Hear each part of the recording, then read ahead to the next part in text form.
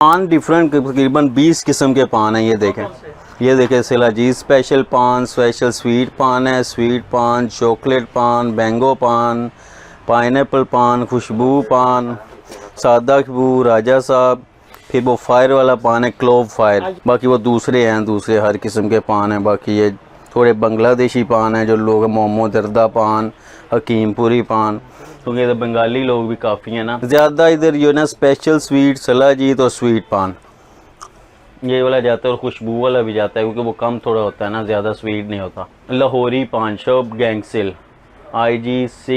IG26HW। हमारे पास है जी सारी पाकिस्तान की सुपारी हैं। ये देखिए बॉम्बे, गोगो, हमतुम है, नाज, तुलसी, हर किस्म की सुपारी है पाकिस्तान। कोकोमो, चिली मिली और पान बहार, फ्रेश, डिंग डॉग, हर किस्म की चीज़ है पाकिस्तान की सुपारियों में ना।